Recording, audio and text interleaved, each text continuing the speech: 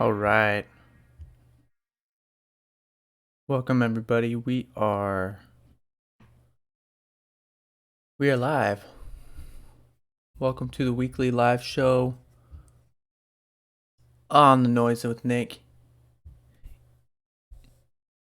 NWN, whatever you want to call it. We're live here Saturday night. Got my tea. And we're ready to discuss this week's top news. Top noise. You know, the whole idea behind the channel name, The Noise with Nick, it's kind of a play on words, but it's almost as if you're saying the news with Nick, but if you're saying it, think of it in a really weird accent. The noise. I don't know what I'm talking about. But seriously, that's what the news is. That's what the most of you turn the cable on, you turn the TV on, go to a major network. The majority of news today, it's just a bunch of noise. It's just a bunch of, you ever turn the bathroom fan on? Got that white noise in the background. That's what the news has become, literally. Got CNN, that pretty much the only place you watch it is when you have to, in the airport. If that's not white noise, I don't know what is. It's elevator music. But what we like to do here at The Noise with Nick, we like to try and cut through that noise. We like to try and take that noise and process it and think about what's actually being said. And then we try and cut through all that noise and get to you and get the truth to you. The truth about what's really being said about coronavirus. The truth about what's really happening in other countries right now. If you don't know, I live in Italy. That's why it's dark outside right now. As I'm live streaming, it's 8:47 p.m. right now here in Italy. I think back in my home state of Arizona, it should be about noon on Saturday afternoon right now.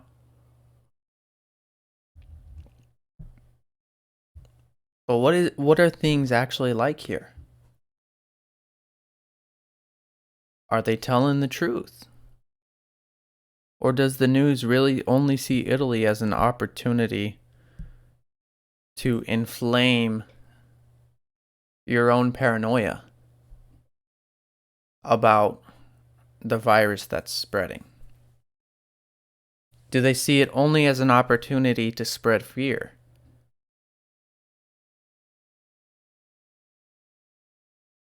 CBS, I'm talking to you. CBS, I'm talking to you.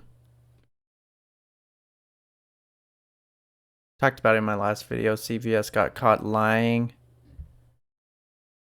in the middle of a bald-faced lie. Talking about this is a hospital in New York City. No, it wasn't. It was a hospital literally 2 hours away from where I am right now. A 2-hour drive. At the epicenter of the coronavirus outbreak here in Italy. That's where it was. But they want to take these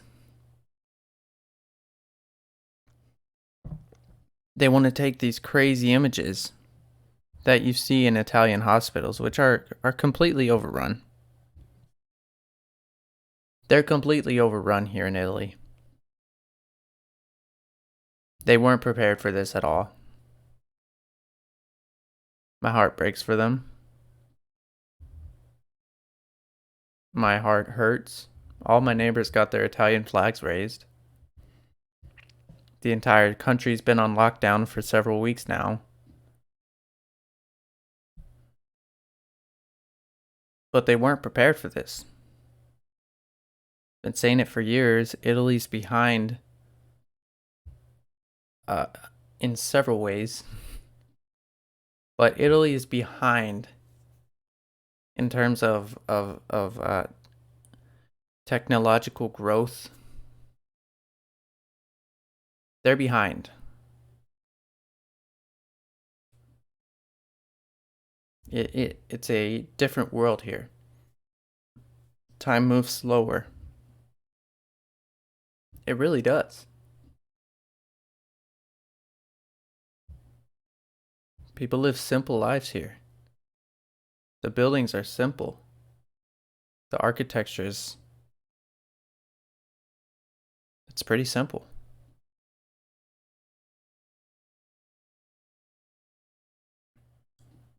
And when you take that kind of country and that kind of lifestyle and you put it in the middle of one of the worst virus pandemics that we've seen in 100 years,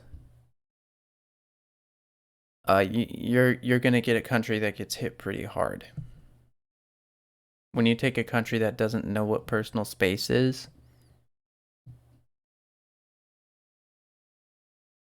and you put a very contagious virus inside of that country, you're gonna get a country that is very sick and very scared. But thanks so much for coming to the weekly live stream. This is end of the week. We're gonna do this every week. We're gonna highlight some of the top noise or news that you might have missed, or maybe you just want to talk about it some more. That's really all this is. I just want a chance to complain about some things again. That's all I really want. But before we get into that, don't forget to subscribe. Make sure you're subscribed. Turn on noties. Noti Squad. Make sure that notifications are turned on. Otherwise, you'll never see my face again.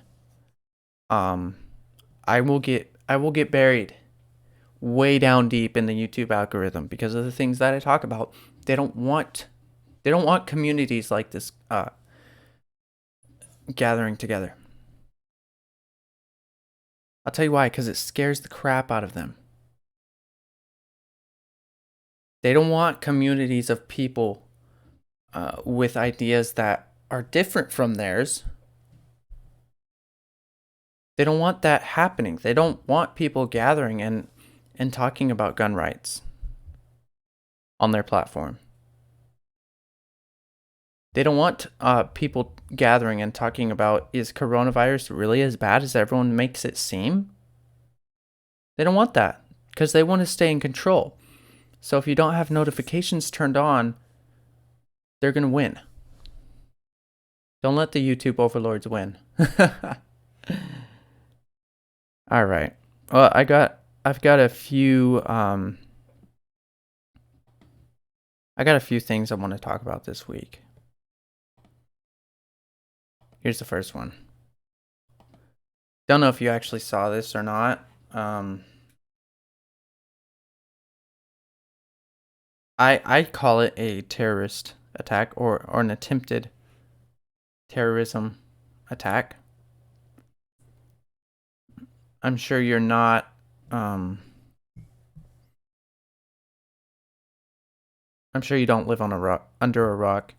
I'm sure that you are aware that the Navy, United States Navy, has been sending or rather docking medical ships to act as extra hospitals. I don't have the statistics pulled up right in front of me, so I can't tell you if that's actually needed or not. But what we do know is that the USS Mercy, which is pictured here, I think that's the name of it. It was stationed at a USNS Mercy. It was entering the port of Los Angeles. This happened earlier this week, April 2nd here. And it says the headline is Train Engineer Says He Crashed in Attempt to Attack Navy Hospital Ship in LA. Okay, that's pretty interesting. This engineer, Eduardo Moreno, said he doesn't believe that the ship is, quote, the ship is what they say it's for. So it's he has some type of conspiracy. They're up to something no good on that ship. It isn't being used to treat or respond to coronavirus efforts in any way, which is pretty much what he's saying. So what he did is he took his train. He was the engineer of this locomotive engine, and he attempted to accelerate it at a very high speed, and essentially coming off of the tracks straight towards the ship, and he tried to crash his train into this ship. Yeah, that's what we're talking about here. Mercy stationed at the Port of Los Angeles to help cope with the coronavirus crisis. But once again, Moreno, the engineer, said he's suspicious of the U.S. military vessel. Here's a quote from him. "You only get this chance once. The whole world is watching. I had to. People don't know what's going on here. Now they will." Well, no, not really. Not really, buddy. Because look, you gave your big effort. You took your one chance. That's great. Except you didn't actually say what's going on. What does he think is happening on here? I'm confused. I guess he's one of these guys that just gets freaked out by the military. Probably has a Hollywood image of what the U.S. military is really like. and he thinks there's something fishy. There's something fishy about this hospital ship. I gotta take it out. Who does that? Who does that? Let's see if we can pull up some. Okay, yeah, I got a video pulled up here. There's the hospital ship. It's not small, you could see. There's like a big track. There's people running on the track on top. It's huge, right? It's probably the size of a hospital. And there's the train that was derailed. Yeah, it's a big one. It's a big one. So if we could just pause it right here, you can see the skid marks. This train went a pretty good ways. It went really far, actually. There's a witness account of oh, here we go. There was a CHP officer who saw the crash happened. The train was going at very high speeds, and he said he describes watching the train smash into a concrete barrier at the end of the track, smash into a steel barrier, then smash into a chain link fence, then slide through a parking lot, then slide across a lot filled with gravel, and then smash into a second chain like fence, which this is probably the gravel right here, I'm guessing, or maybe right under here near the bridge. And then that is probably the second chain link fence. It went very far. Let's keep watching a few more seconds so we see how far it is from the hospital. So once again, the tracks are probably somewhere way off in here, right? Or probably farther back. So he made it pretty far. I gotta say, his trajectory was a little off. I don't think the hospital ship was right where he thought it would be. Maybe they moved it since, but I'm not sure. But it would have had to been over here. So he was off a little bit, even if the train did slide all the way over here. Which I wouldn't underestimate the weight of a train. Right? Trains are very, very heavy. That's kind of a fact. And so I'm not surprised of how far the train went, especially given that this lunatic Eduardo Moreno, he accelerated the train because he was going to do this. He was going to prove the big thing that he can't even say what it is. I don't know what. Obviously the guy's a lunatic. Obviously the guy's crazy. There's no doubt about that. And I'm kind of making light of the fact that he's crazy. But I think what's really important here is to understand what this is. I don't understand how this is not a terrorism related activity. In other words, what I'm saying is I don't know why he's not being charged with attempted terrorism. It says somewhere in here, it says what he was charged with.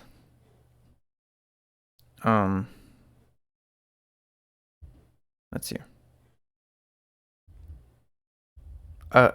He now faces this lunatic who accelerated this train to a very high speed, drove it off a track, drove it through several parking lots, smashed through several fences, in an attempt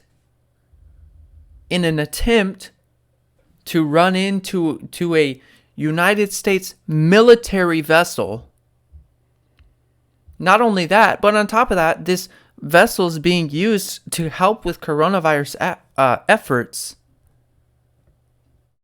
And all he's charged with is one count of train wrecking.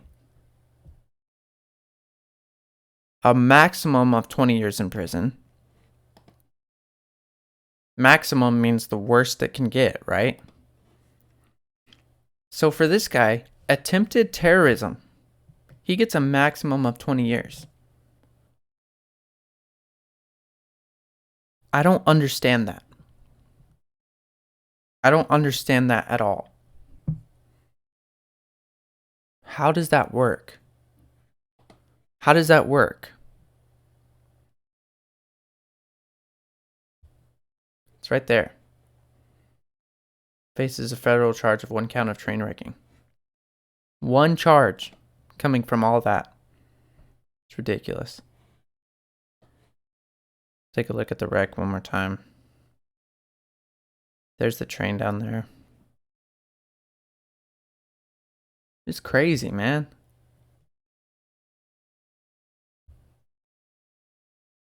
That's a huge ship. But I mean, a full-on train engine running into the side of a ship? That could do some serious damage, right? We've all seen torpedoes. They're not the size of a train, I don't think. So that's crazy. Absolutely crazy. Kind of brings me into my overall theme for today.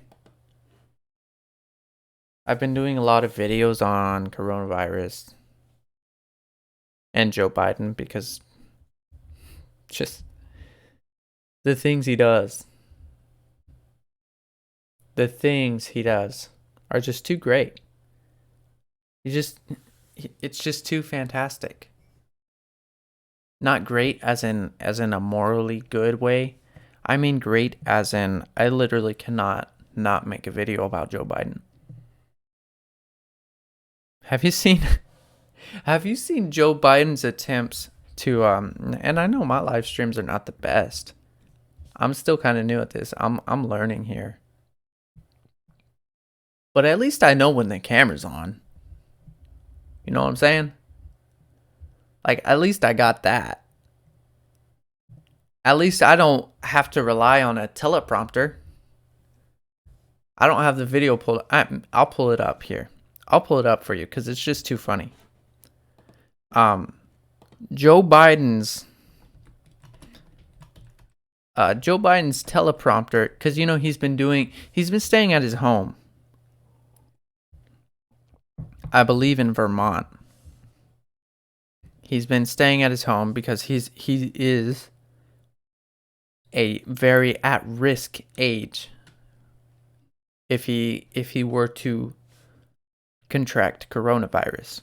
So he's been staying at his home and he's been doing these live streams. And I'll give him credit for trying. I'll give him credit for trying. But his live stream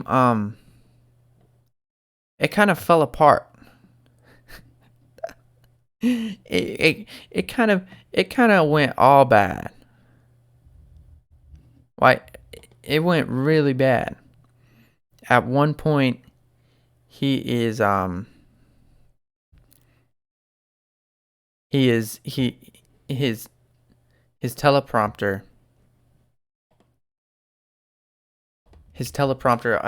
he's obviously reading a speech.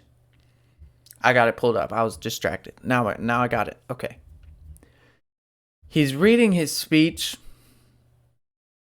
like he's done his entire politician life or career. He's got a speech. Somebody probably wrote this speech for him. And it's coming across on a teleprompter. You can see him reading it the whole time. A 14-minute speech. And it malfunctions or something. And Joe Biden goes into panic mode, right? I don't know if he thinks that his hands are out of view of the camera. His hands are down by his side, but just to show you what he does. When the teleprompter breaks, he's going like this with his hand while still he's coming up off the top of his head. He's talking about whatever pops into good old Joe's brain. His live stream fell apart. And the thing about it is, it's not Joe Biden's fault. It's whoever thought it was a good idea to have Joe Biden in front of a camera by himself for 14 minutes. That's whose fault it is. Joe should be I don't know what Joe should do, to be honest. That's why I'm not a campaign manager. Because I don't know what he should do. But here's the thing. I know that he shouldn't be doing this. Let's take a look at this. Turn that volume up. Yeah.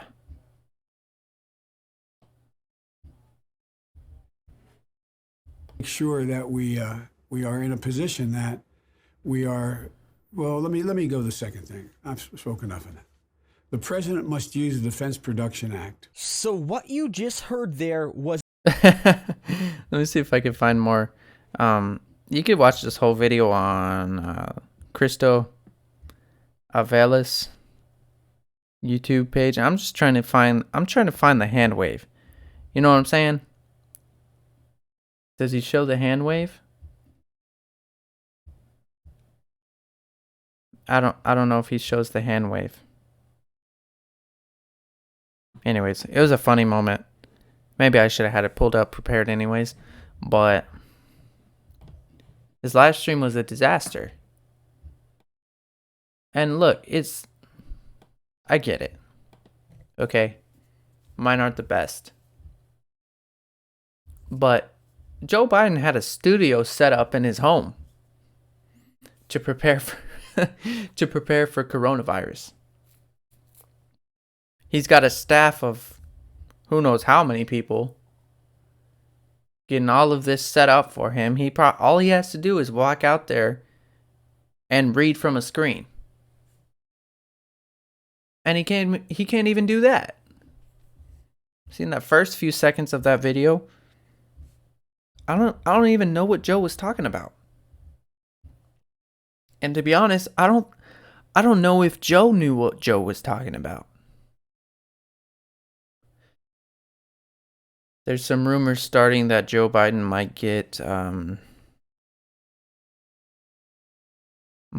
the wave. You know, they get all the Democratic Party will find a way to push him out, replace him with somebody else. Because I tell you what, Joe Biden is going downhill. Not only is Joe Biden going downhill, his family is a mess. It's a real mess. I did make a video about the recent allegations. Not recent, but they've come to light recently about Tara Reid, who has accused Joe Biden of sexually assaulting her in 1993. So 26 years later, she's coming out with this. And they seem like decent allegations in regards of they seem like they could have actually happened. It seems like a pretty detail-oriented story. Because usually when traumatic things happen to people, they tend to remember details. That's a thing. And the difference between Tara Reid's accusation of Joe Biden and, let's say, I don't know, Christine Blasey Ford's accusation of Brett Kavanaugh, the difference is that Tara Reid actually describes where it took place. Kind of important. When it took place, that's a big deal. When and where, those are kind of the biggies. If you can't remember those two things when you were sexually assaulted, it kind of makes your claims or your story seem illegitimate. But Tara Reid's accusation of Joe Biden, it provides where, it provides when, it provides what actually happened in a detail-oriented fashion, and she's very she's specific, and she's also consistent. Her story, from what I can gather, has been pretty consistent so far. If you want to check out more of that, find my video on the hypocritical, good old-fashioned Joe Biden. You know Joe. Believe all women. Yeah, that Joe Biden. Turns out 3 more women came out recently and accused Biden of improper contact. Says his video wasn't enough. Joe Biden came out with a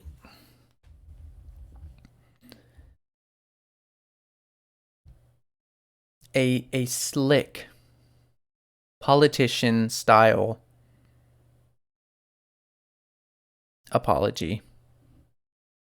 I should say a slick Democratic politician style apology video. And here it is. Here's the one he posted on Twitter. Folks, in the coming month, I expect to be talking about a whole lot of issues, and I'll always be direct with you. But today I want to talk about gestures of support and encouragement that I've made to women and some men, and have made them uncomfortable. And I always tried to be, in my career, I've always tried to make a human connection. That's my responsibility, I think. I shake hands, I hug people, I grab men and women by the shoulders and say, you can do this. I'm going to stop him right there. Because, look, he's very smooth talker. I think Joe Biden is, I don't know. I don't know what to think of Joe Biden. You know what I'm saying? Like, he's so slick. But to say that you have, the only time you touch people is when you want to encourage them and kind of say, you know, you're an awesome person, and give them that support, a good old rub on the shoulders, men and women.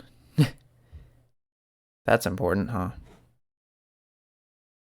I just I tell you what, I don't see it. I don't see it, Joe. Because when a little girl is so obviously uncomfortable with you touching her and leaning down and I don't know what you're doing, whispering sweet nothings in her ear, and then on top of that you go in for the kiss on the head. It's just creepy. It comes across incredibly creepy. I think it was this one. This lady actually said, yeah, that was a sweet gesture. And she didn't feel creeped out by that. That's fine. But there are a lot of instances of Joe Biden being just being a little creepy. Not reading the room.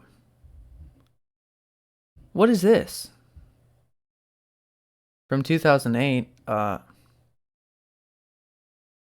Joe, you don't pinch women's chins in your fingers. They tend not to like that. I don't know. Maybe he really is old-fashioned and he just comes from another era. He is a dinosaur. But why does he think this is okay? Somebody, anybody, please tell Joe that this isn't good behavior. This isn't acceptable nowadays. Here's a good video of Jeff Sessions swatting away Joe Biden's fingers. That's Jeff's granddaughter. He's like, no, Joe, no, off limits, bad Joe. What's this? There's ice cream in my van. Oh. Now that's not too creepy. But on the other hand, it is. Don't kiss other people's babies, Joe. That seems like it should be an unwritten kind of generally accepted, you can do baby talk, you can make funny faces, you can make them laugh, but don't try to kiss other people's babies. It's a little weird. That's all I'm saying. Now, okay. All right, enough of that. I could look at these for hours. Joe Biden, 3 more women came out and accused him. And basically what he says in this video is that, and he writes it right here, social norms are changing. Social norms are changing. And I've heard what these women are saying.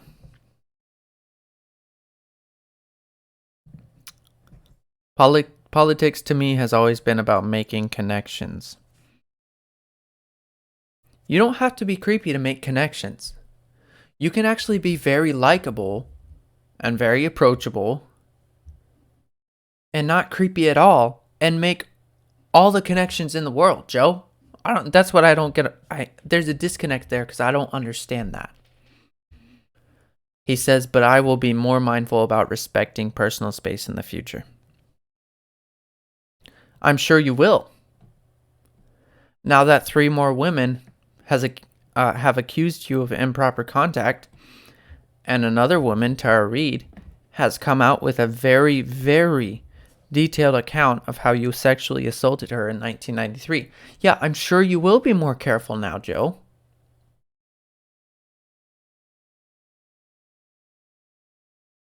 Yep, 3 more women came out.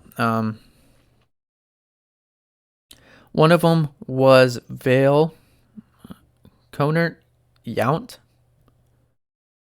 And she charged that when she was an intern in the White House in 2013, obviously Joe Biden was vice president, Biden approached her to introduce,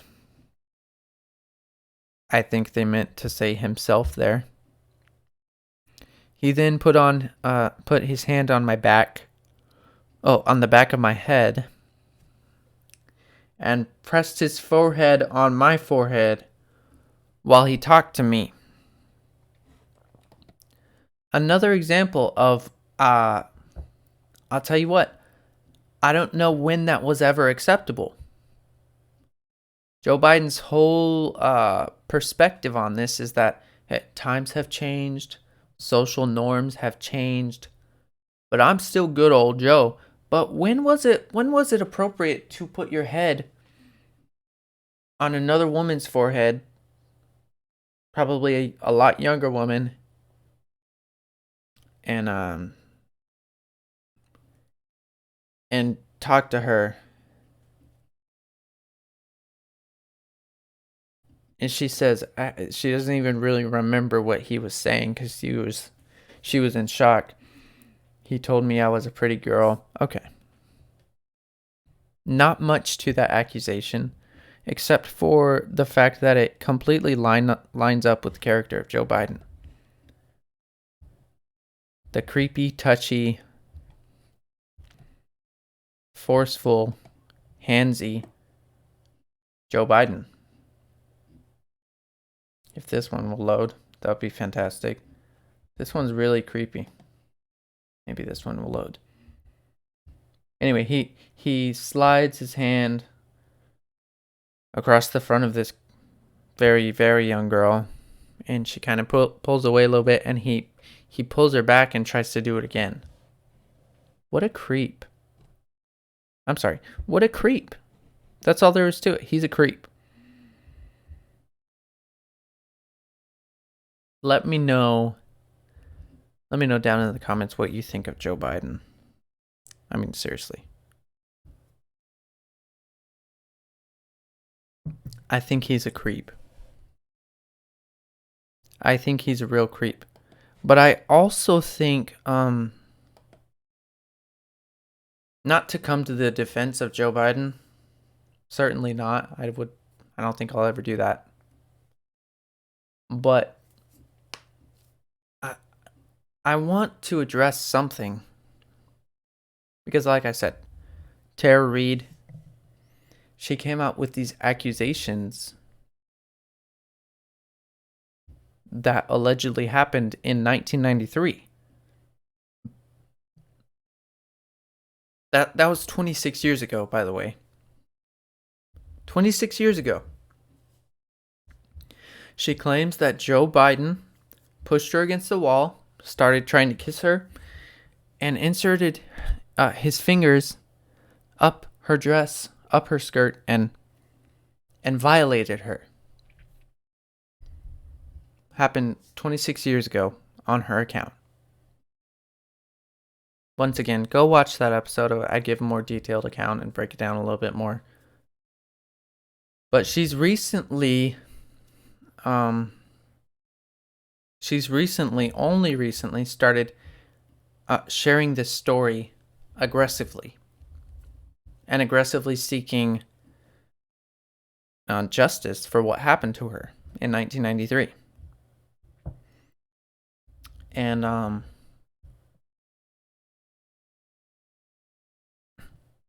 it's tough. It's tough because I want people who experience things like this, I want them to get the justice that they deserve.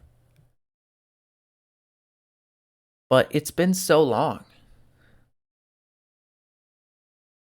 1993, that was so long ago. That should show you what a dinosaur Joe Biden is. Just kidding. No, but seriously, that was so long ago. And last year, Tara Reid was one of the 8 women that came forward and blamed or accused Joe Biden of inappropriate workplace behavior. But she says she tried to share her story back in last April and received backlash for it, so she didn't do it. She didn't commit to it. And now she's actually committed to it. She wants to seek justice. And that's the right thing. But it's the right thing 26 years too late. If I can just be so honest. It's the right thing too late.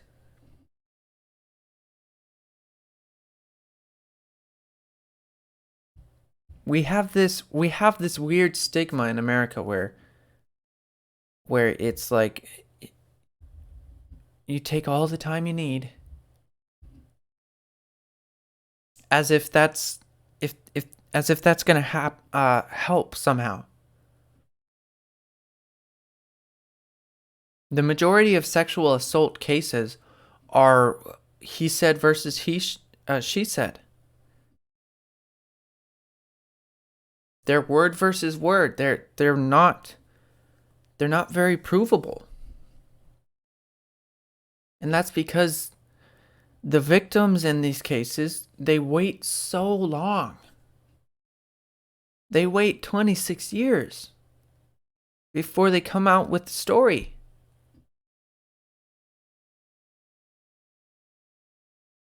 And what it does is it actually hurts them. This weird mentality that goes around in our society that, well, they need time. I understand that. I've never experienced something like this. Okay? But just because I have a pair of balls doesn't mean that I'm not allowed to have an opinion. That's called sexism. To those of you on the left who use words like mansplaining, that quite literally means that you don't get to have an opinion if you have balls. That's sexism, which is something that you claim to be against. So let's just have some rational thoughts here. When we tell women that it's okay to take as long as you need, when something this serious happens, all it does is hurt them. That's all it does. All it does is hurt their case. Because their case actually doesn't exist until they come out with the story, with the accusations. I don't care who it is. I don't care who it is. Who could be Donald Trump. I don't care. If someone actually did something like this to another person, they need to be held accountable for it. And the courts will decide who is right and who is wrong. It's not up to me. It's not up to you. It's up to the professionals. But what I'm saying is we need to get rid of this idea that it's okay to wait 26 years. Listen, she did this. She waited 26 years. And she's going to face the consequences for that. Did this happen? Did this not happen? I don't know. Look, we don't get paid to make that decision.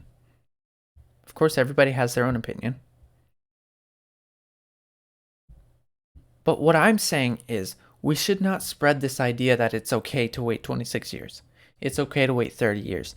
It's okay to wait 10 years. What's the most serious crime that someone can commit to someone else?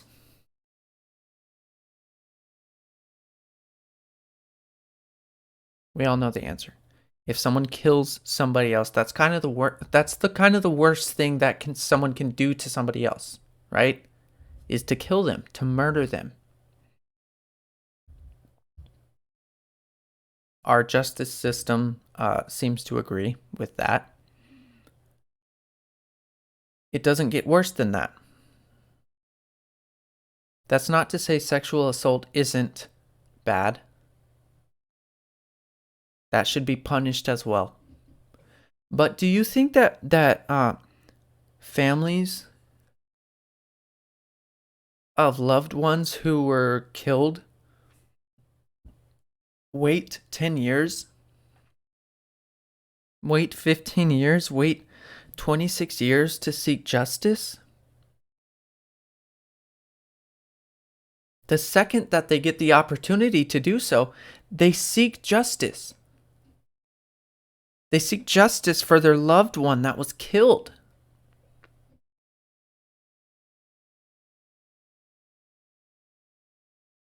Why do we have this idea that women or any sexual assault victims, you just take all the time you need? We shouldn't be spreading ideas like that because all that does is hurt them. All that does is guarantee that their perpetrator will probably go free. All that does is guarantee that creeps like Joe Biden, if he actually did this, can still get into the White House. Think about this. He was the vice president after he allegedly did this. Break down this notion. Break it down. We need to surround these sexual assault victims.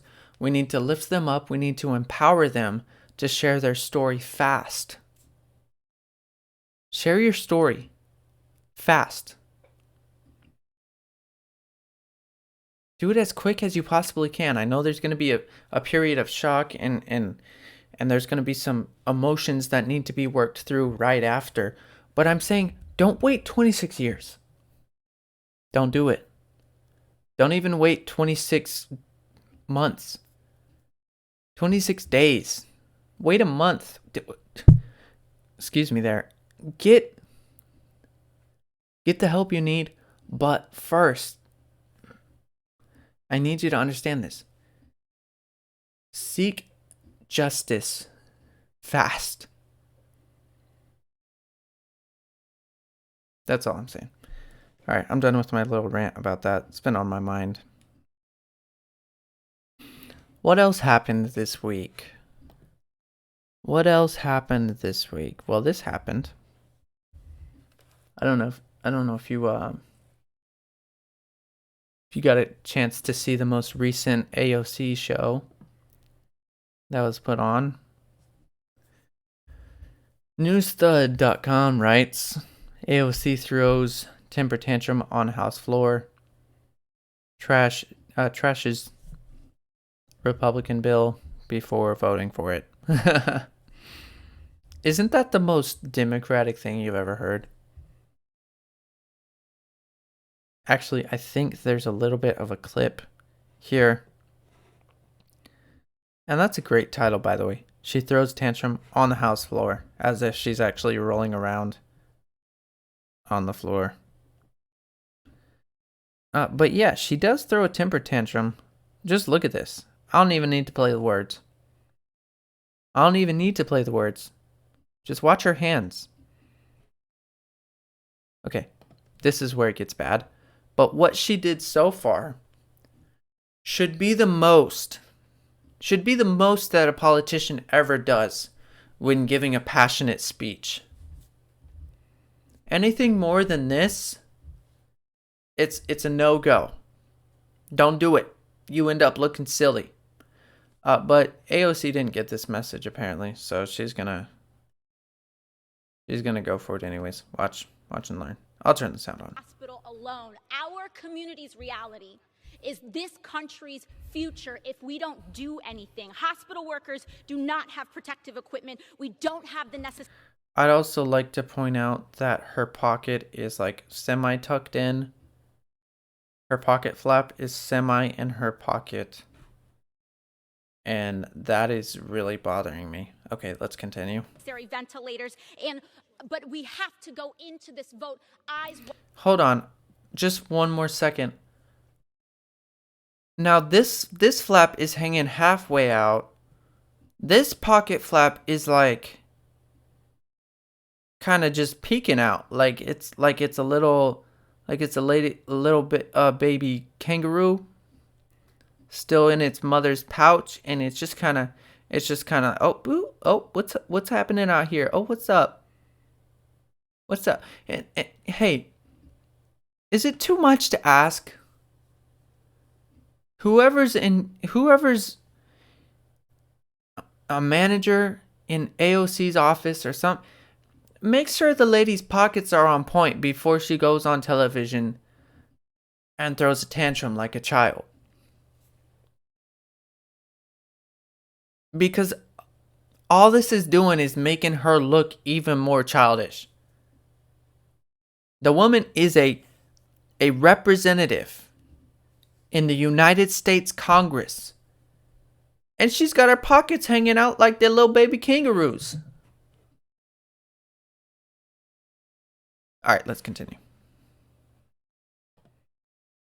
I haven't heard a word she said so far, by the way. Wide open. What did the Senate majority fight for? One of the largest corporate bailouts with as few strings as possible in American history. Shameful. The greed of that fight.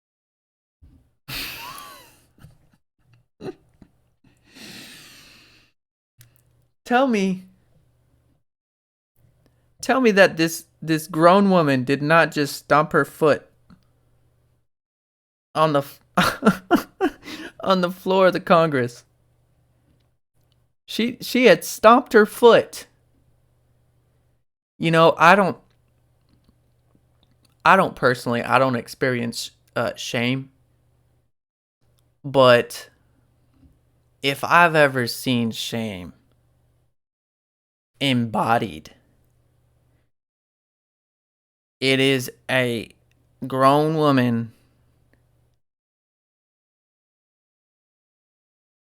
with her pockets hanging out, waving her fingers around, stomping on the floor, whining and crying about a bill that she is about to vote for. It's just that is shame. Apparently she doesn't feel shame either, because that is the real shameful thing. in this video. Let's continue.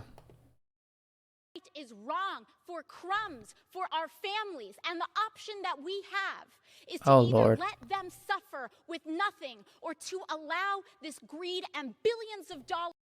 Did she just flash the loser sign? Who's watching this? Who's watching? Oh, there it is. She totally did. Look it. Where is it? All right. Or to allow Loser. I wonder who she's pointing at right now. She just called somebody a loser.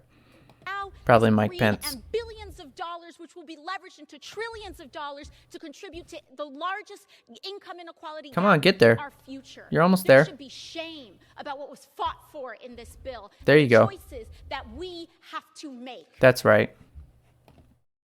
The choices that you have to make.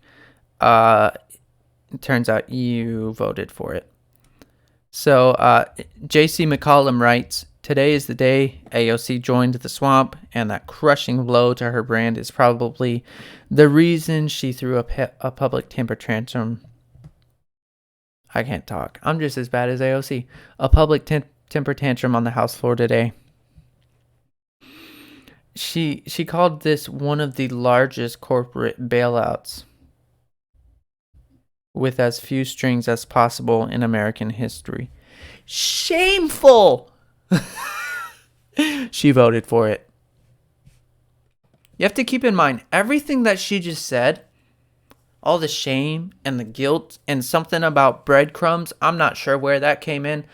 Starving, somebody's starving. I feel like somebody's always starving in her speech. Let's keep in mind,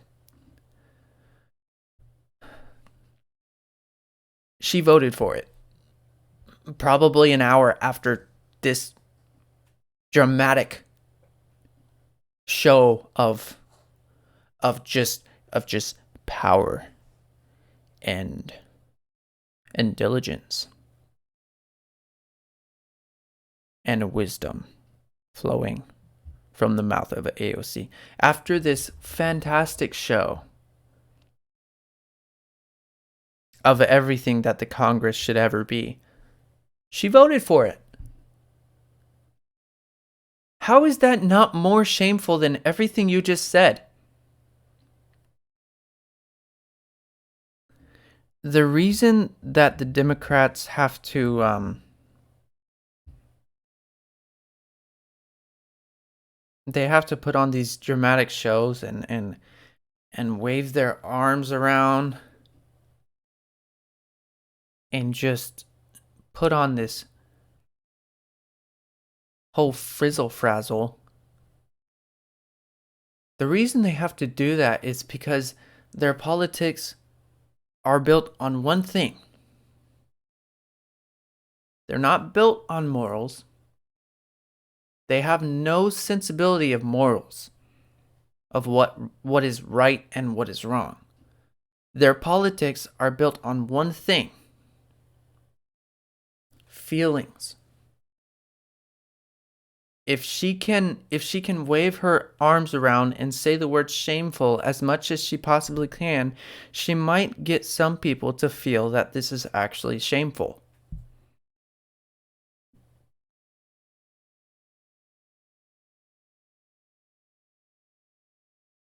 That's all their politics are based on. They're based on feelings.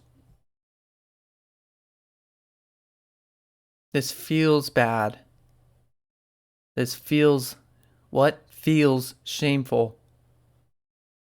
Therefore, it's evil.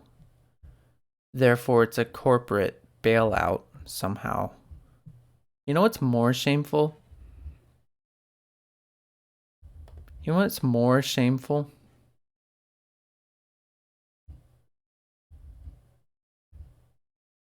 Is the bill that you, Nancy Pelosi, and all of the other House Democrats tried to get passed, trying to sneak in aircraft emissions voter registrations. I don't know what else. I'm so sick of it. They tried to sneak that in the bill that they proposed for coronavirus relief. What does any of that have to do with coronavirus? How is that not shameful? Okay, let's move on. Here's why AOC threw a fit over the Wuhan relief package. And can I just say, it's not racist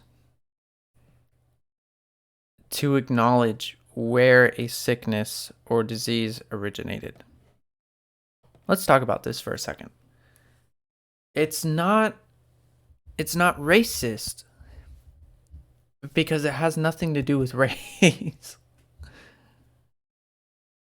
Donald Trump, in one of his many speeches during the last few weeks, he acknowledged the fact that this came from China. This is China's fault. It is. If we're being honest, they mishandled. They mishandled controlling the situation in their country. And yes, there were people from other countries in China as well when this happened, and therefore it spread, I don't know, like a virus. But China mishandled this from the very beginning. We were checking in on them, and you got this under control, China? Hey, you need our help, China? We can kind of team up here and really get this thing under control. No, we got it. Really? 2 months later, really? You got it.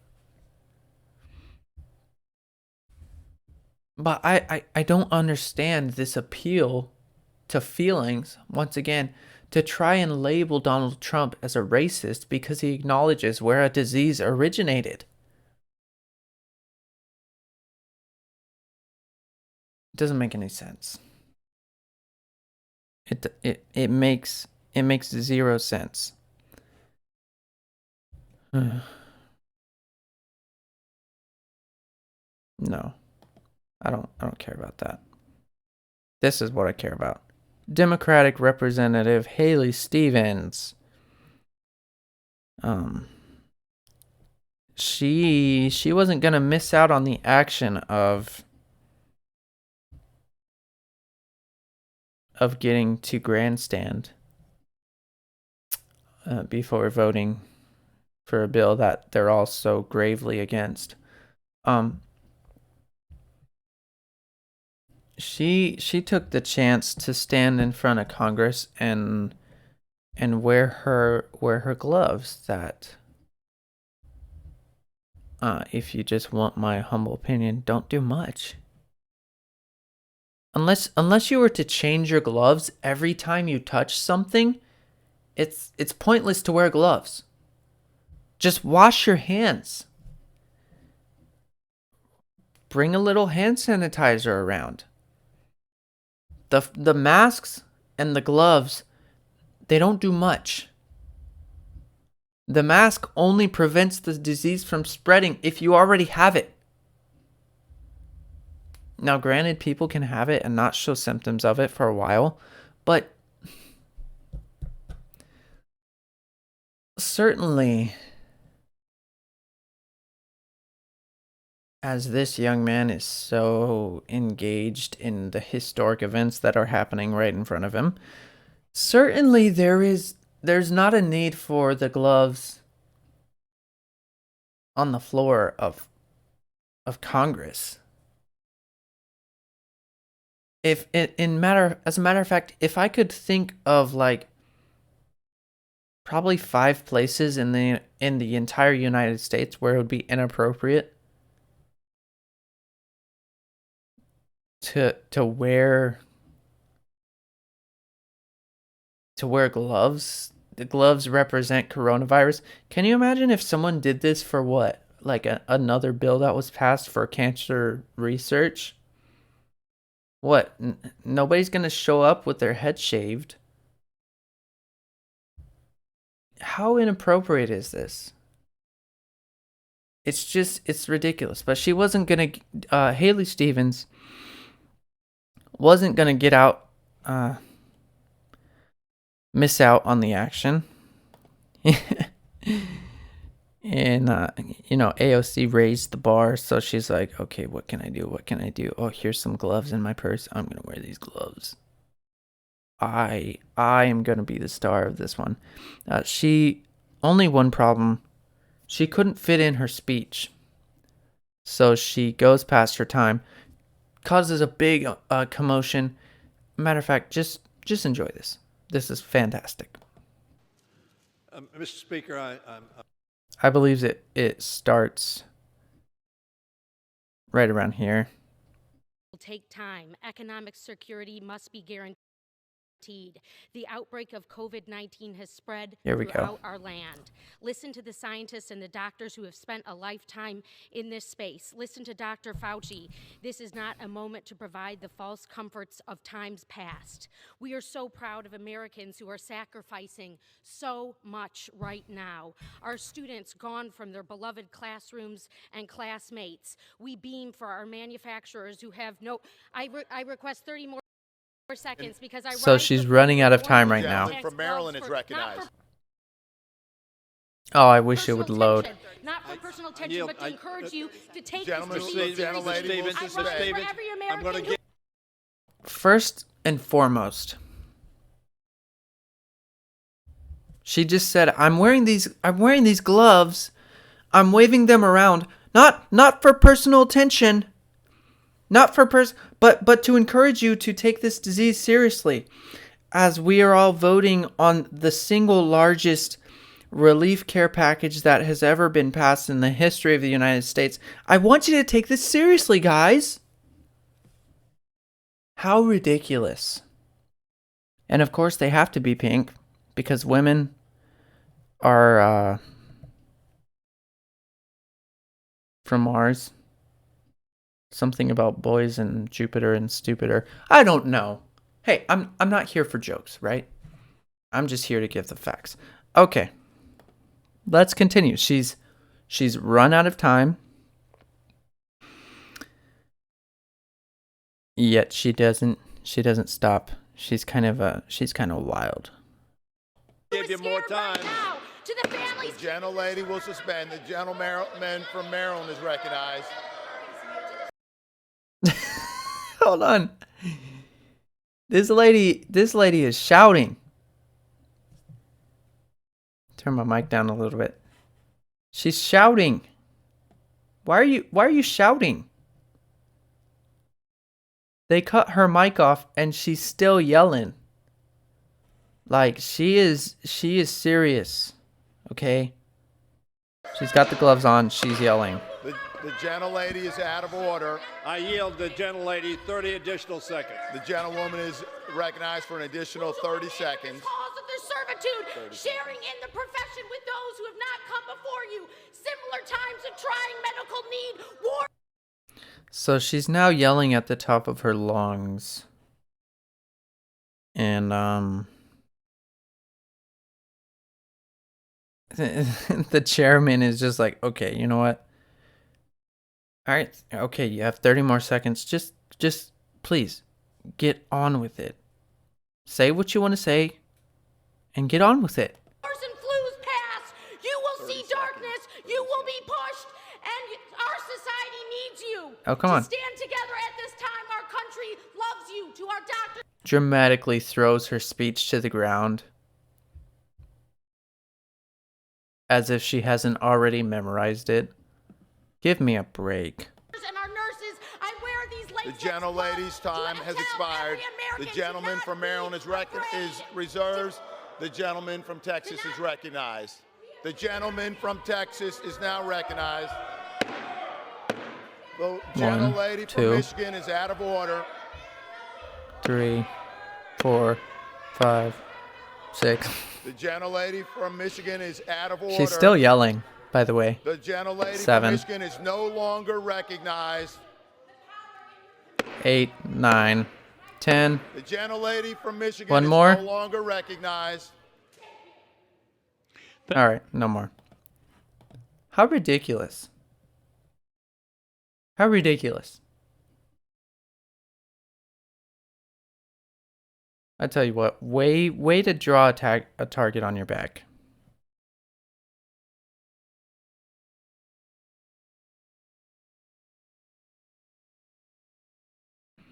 Here's some of the highlights from her speech that she did not memorize.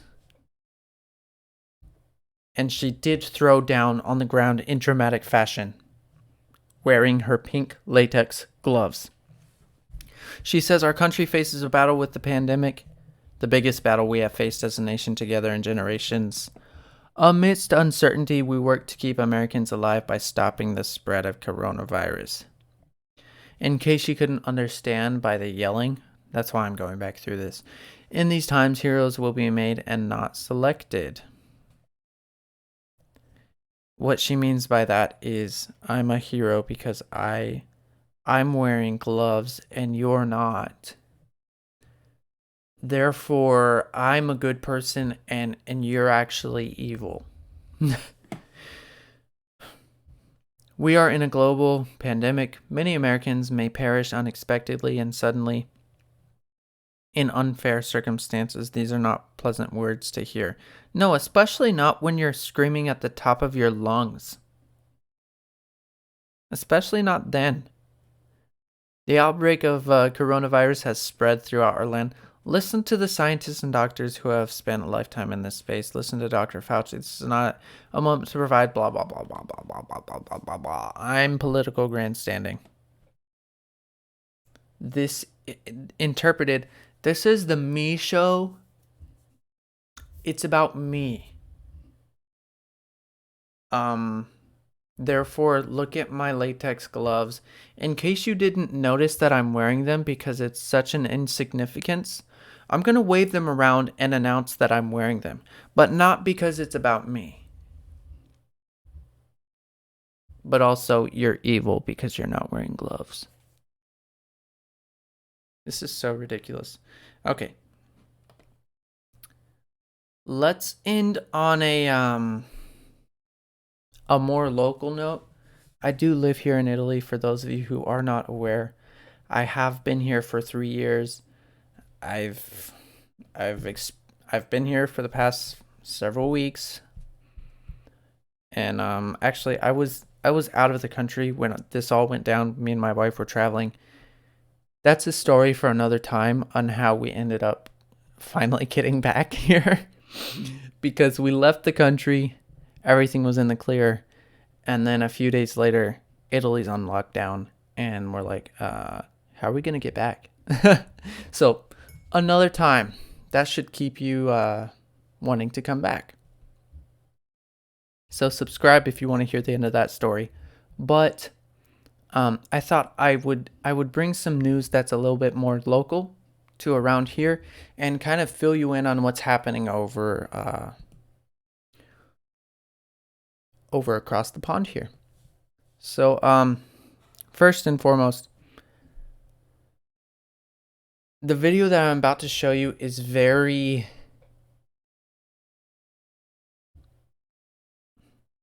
it's hard to process. Especially as Americans. I know I am American, by the way. It's hard to process how somebody could be treated in this way. It's hard to process the lack of compassion that other governments have towards their people, especially in times of crisis. The message I want to get across by sharing this is that America, you have so much to be grateful for. As a matter of fact, I'll probably do a video on this as well, go into a little bit more detail. But this is a story of, I'm not going to pull it up yet, and you'll see why in a second. It's a story of a family here in Italy Naples to be exact. That was this man's sister passed away from coronavirus in their house, in her bed, and the authorities refused to come and retrieve her body. Now, if you've been following a little bit of the news, you'll realize that this becomes a bit of a problem, because right now, and when this took place, Italy was locked down, meaning you don't leave your house under any circumstances unless you are going to get groceries. So this family, get this mental image in your head. This family is stuck in this house with the deceased, decaying body of their beloved sister / daughter for 36 hours, being exposed to the coronavirus, and the authorities refuse for 36 hours to come and retrieve her body.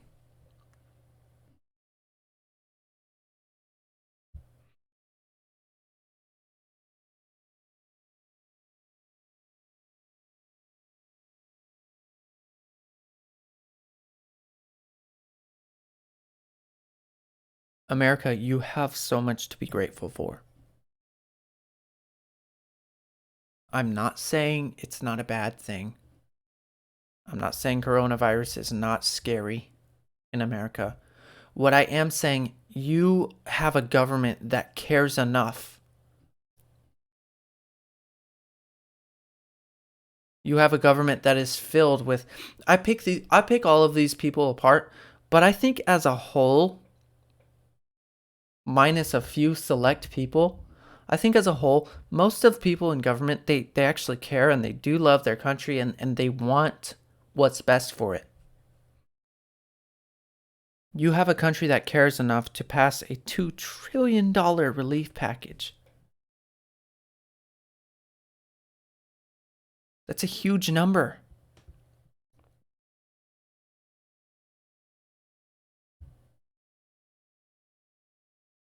You have specific freedoms. You have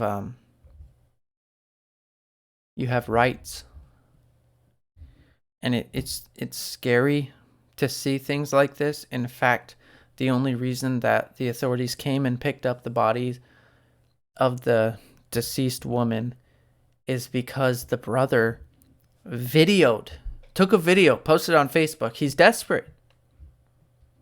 And he's saying, we're stuck in our house and they refuse to come and get my sister. She's still in the bed, and he shows her.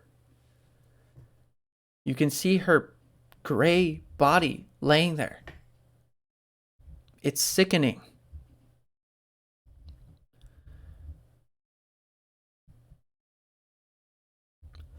I'm going to play this video now, but please, if you're not prepared to see a deceased lady laying in her bed, then skip ahead by like a minute or just close your eyes. But anyways, here we go. Graphic content warning.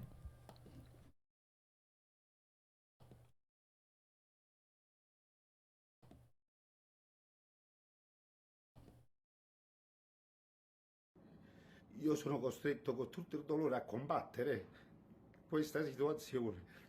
Io ho mia sorella nel letto, morta. Non so cosa devo fare. There she is. Non posso darle l'onoranza che merita, perché le istituzioni mi hanno abbandonato. Ho contattato chiunque. Al momento non faccio nomi. Nessuno mi ha saputo dare una risposta. If you didn't catch that, he did say, gosh, my heart goes out to this guy. He said that Italy has abandoned us. They've abandoned us. They don't care about us. Because they're not even coming to pick up my sister's body. He also said, I'm waiting for the institutions to give me answers since last night. Nobody came forward. This is a very strong video. Please don't show it to children and elderly people. I am forced in all my pain to fight this situation. I have my sister here in bed, dead. I don't know what to do. I can't honor her as she deserves because nobody is coming to pick her body up.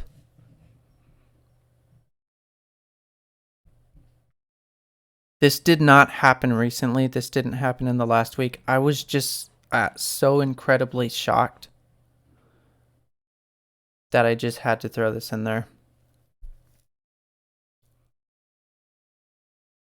She's laying there. She's laying there in her bed. She has already died. Can you imagine that? The government has locked everybody inside of their houses. And they also refused to come and pick up this young lady's body that passed away. That is how bad it got. That was March 11th. That is how bad it got here in Italy. But just to go out on some good news here, I think we're seeing this thing kind of fizzle out. I know it's hard to believe. I know that there's been several warnings in America that it could get worse. I'm not an expert on it. I don't know. My gut feeling is that it probably won't, given all the measures that have been taken. But at least here in Europe and especially in Italy, there has been a decrease. The skyrocketing exponential increasing number of coronavirus has finally kind of started to decline. There was just a 7.9% increase in new cases for Wednesday and Thursday. To give you a look at how good that is, it's March 13th, we were looking at a daily increase of 42% in new cases. And so to just have an increase in 8%, it's still going up. That's just because there's still some testing going on, and there's still some people that are finally reporting their symptoms and stuff like that. But the percentage of new cases is decreasing. That's very good news. That's actually kind of probably like the first light at the end of the tunnel that we're starting to see. The lockdown here in Italy was supposed to end yesterday. It's been extended now past Easter Sunday on April 13th. And I have a feeling it'll probably just go out until the end of the month, just to be safe. But hopefully rather sooner and not later, we see an end to this virus spreading, and we get to kind of go back to life as usual. That's the video for this week. Let me know what you think down in the comments below, and please don't forget to subscribe. Come back next week, Saturday, same time. I'll be live, and we'll be going over the top noise from this coming week coming up. I'll see you then.